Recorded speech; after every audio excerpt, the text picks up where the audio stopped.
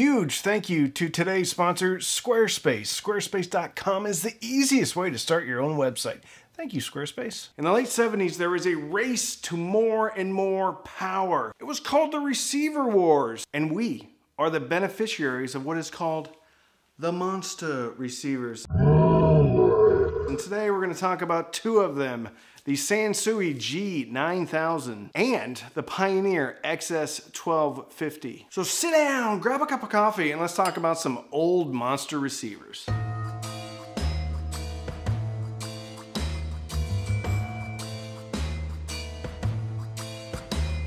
What's interesting is my first receiver was a realistic receiver from the early 80s, and it put out a whopping 12 watts per channel. But there were other bigger receivers that were around that era that put out 200, 300, even 330 watts per channel. These were huge monstrosities, beautiful pieces of equipment. The Technics SA1000 put out a whopping 330 watts, and most people that are into vintage audio know about the Pioneer 1980, which put out an eye-watering 270 watts per channel. These are 8 ohm ratings. The Marantz 2600 put out 300 watts per channel. Even Hitachi got in on the game and had a receiver that put out 200 watts per channel. As far as monster receivers, these are kind of middleweights. Sansui G9000, this beautiful thing, puts out 160 watts per channel, and the Pioneer SX1250 puts out the same 160 watts per channel. So I thought it would be cool to compare these because, well, I don't have any other monster receivers here and I'm not at my house.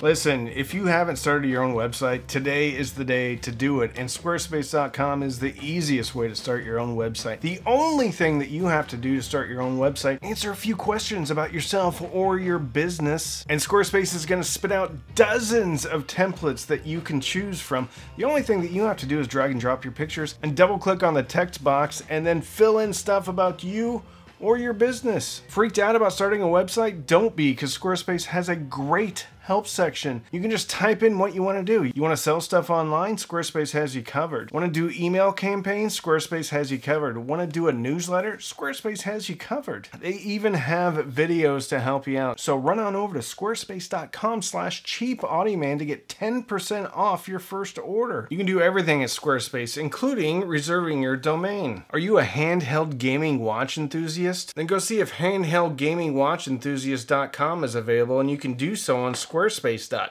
So run on over to squarespace.com/cheapaudioman. Use the code cheapaudioman to get 10% off your first order at checkout. Thank you, Squarespace. The Pioneer SX1250 was $900 when it was new in 1976. So this was not an insignificantly priced piece of equipment. The Sansui G9000 is a little bit younger. It was produced in 1978 through 1979 and came in similarly priced at $1,000. Examples for both receivers can be found used in various conditions from around $2,500 all the way up to about $3,700. So both of these receivers were very, I would say, evenly matched and evenly priced when new, and are evenly matched and evenly priced when they're used. But let's take a closer look at the Sansui G9000. The Sansui G9000 comes in at a whopping 22 inches wide. It's about 7.5 inches high and about 16.5 inches deep. Power switch right here on the left, and then speaker A and B switches. Then you actually have something very interesting. This is called turnover. And what that really is 2 different frequencies that you can control the tone with. So for bass, you have 400 hertz or 200 hertz, which is kind of interesting because that's kind of higher than what modern equipment boosts the bass at. And right next to that, you have a tone defeat. Right next to that, you have turnover for the treble control, which is also interesting because those treble frequencies are at 1500 hertz and 3000 hertz, which is what I would actually consider to be a bit more mid-range controls. You also have individual bass, mid-range, and treble controls. Volume knob is very interesting. It has clickable detents, but it also has a max level right here, so you can put this there so the kids don't turn your receiver up too loud and blow up your speakers.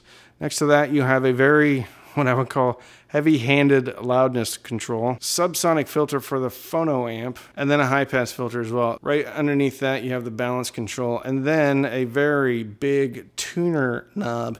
So you basically have a very symmetrical face with the volume on the left and the tuner knob on the right. For inputs, you have one auxiliary, two phono preamps, FM and AM tuners. Also have a 4-channel noise reduction adapter, 2 tape loops, a microphone input, FM muting on the top, stereo or mono selection, Dolby FM de-emphasis, an FM auto noise filter, an FM IF band, wide or normal. I don't really know what that is. And then the mic mixing level. Another interesting thing about this Sansui is that the inputs and the speaker outputs are actually on the side of the receiver instead of on the back. Also have the antenna connections here on the side too. Another interesting thing about the G9000 is there's actually cable management on the side. So there's a channel right here where you would run the cables. We obviously are not running them through that right now, but if you want to have a really clean install, then that's where you'd put the cables. And then on the top and the back of the Sansui, you have a large amount of heat sinks. So when you're putting out this much power, you need some heat dissipation. And then on the side, you have these speaker outputs here, spring-loaded, and there's a switch back here to use this as a preamp or a power amp. I don't think this is real wood veneer. It's simulated, but it is very beautiful. This is a huge, beautiful piece of electronics. So the Pioneer is pretty interesting. Very evenly matched with the Sansui, very similarly priced. Sansui is a little bit younger. Very interesting bass controls. Not only a 50 hertz control, but you also have a 100 hertz control, which is in pretty stark contrast to the bass control on the Sansui, which has the turnovers at 400 hertz and 200 hertz. I also have 2 treble controls, one at 10,000 hertz and one at 20,000 hertz. No mid-range controls though on the Pioneer, but I think they have a little bit more useful tone controls. I have a subsonic filter right here and then actually a high-pass filter too above 8K. I have an A, a B, and a C pair of speakers if you want, and push buttons for the inputs, and you have AM, FM, Phono 1, Phono 2/mic, and then an auxiliary. Volume control is stepped, beautiful knobs, all metal switching. You can defeat the tone controls right here. Very, very pretty. So this is the Pioneer SX1250, and the interesting thing about comparing it to the Sansui is they couldn't sound more different. They're very different sounding receivers. Personally, if it were me and I was buying a receiver, well, let me step back. I don't want to ruin it. Let me describe the sound. The Sansui to me is more mid-range focused. Less punchy on the bottom, but probably a little more of a linear, flatter, maybe more audiophile response than the Pioneer. Pioneer, a lot punchier on the bottom, to the point where I felt like I kind of needed to back off on the bass a little bit. No need for loudness control, although the loudness control on the Pioneer was a little bit less heavy-handed than the Sansui and probably will be more useful. The Sansui's loudness control reminded me of a loudness button on my Macintosh C15, which was fundamentally unusable, unless maybe you have like the realistic minimalist little tiny speakers that make 0 bass. Sansui's loudness control, a little bit heavy-handed. Pioneer's, less so. But you don't really need the boost in the bass with the loudness button on the Pioneer to begin with.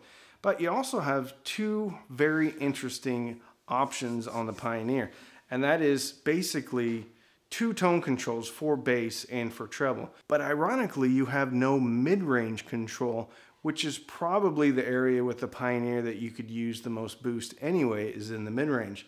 The Pioneer 1250 seemed more like a rock and roll receiver. and it would be the receiver that I would choose personally. Out of the box with no tone controls, it pretty much sounded the way I would want it to sound anyway. Was listening to the, of course, Klipsch Cornwall 3s. Both receivers were a great match with that speaker. Both receivers threw a huge soundstage, a very definitive soundstage, but I preferred the sound of the Pioneer better. Is that to say I couldn't dial in the sound of the Sansui a little bit? No, I could, but with the Pioneer I didn't really feel like I needed to. I think if you can find one of these Pioneers in good condition and it's less than, I don't know, $2,000, you should probably consider it, because these are both things of beauty, pieces of history. Both huge, 22 inches wide. So you better make sure you have rack space, or that you're putting this on top of your console, because these are big pieces of equipment. Plenty of power, but I want to hear from you. If you have had any of the monster receivers, if you have experience with the Pioneer 1980, the Technics, whatever, SA1000, these huge, monstrous receivers from the 70s and early 80s, let me know. Put it in the comments. If you've owned Sansui and owned Pioneer and owned Marantz and owned Techniques, let me know. Put it in the comments. Which one do you prefer? Am I way off? Is Sansui actually a rock and roll receiver or an audiophile receiver? Is Pioneer an audiophile receiver or just a rock and roll receiver? Let me know. Put it in the comments. Huge thank you to my host out here in this wonderful non-official hi-fi museum. I've had a blast out here. Probably the best 2 or 3 days of playing around with hi-fi equipment that I've ever had. So if you want to support the channel, you can sign up for Patreon. Patreon.com/cheapaudio. Every Sunday night we have patron-only Zooms, patron-only Discord, patron-only Facebook group. You can also use the links in the description. Those are affiliate links, which means if you click and you buy, I get a commission, but it doesn't cost you any more. Subscribe to support the channel. You can also throw a few dollars at me through the thanks button down at the bottom of the video. Buy me a cup of coffee, put a little money in the tip jar, but don't feel compelled to buy me anything. You can also sign up for Amazon Music, Tidal, or Roon. Links in the description. Click sign up. You get a free trial. Even if you quit, I still get a couple of dollars. So don't binge watch anything on Netflix or Hulu. Get yourself a nice monster receiver, vintage one, a nice clean one. But don't spend too much money, and fill your soul with happiness. And with that, I'm Randy. I'm the Cheap Audio Man.